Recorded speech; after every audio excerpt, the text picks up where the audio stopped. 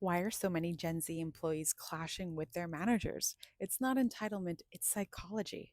Hi, I'm Alessandra. I coach leaders and ambitious professionals to communicate consciously, bridge generational gaps, and build workplaces where everyone can thrive. If you like that, follow for more. There's a real tension happening in the workplace right now, especially between Gen Z and their managers. Gen Z is confident, vocal, and quick to push back on authority. This might not be resistance to authority, rather, it could be the Dunning Kruger effect.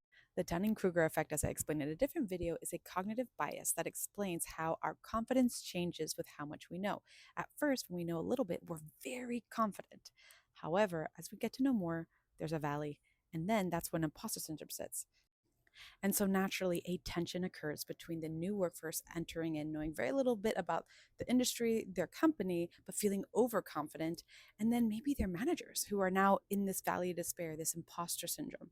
And that's not good for anybody. But the gold here is that we can both learn from each other.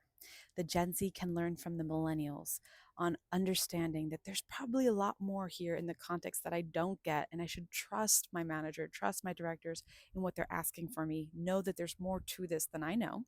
And of course, those managers who might be undergoing imposter syndrome or just coming out of that, learning more and more and more with their experience, have more confidence in themselves and their ability to communicate the full context of what's happening and what's needed to the Gen Z employee.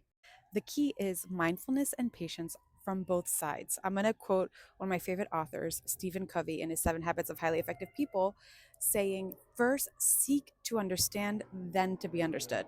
Because when curiosity replaces ego, something magical happens: learning, innovation, curiosity, and collaboration. The future of work depends on both generations learning to work together. If you want to learn more tools and insights on how to effectively communicate between generations and emotional intelligence, follow for more tools. I hope you have a lovely day.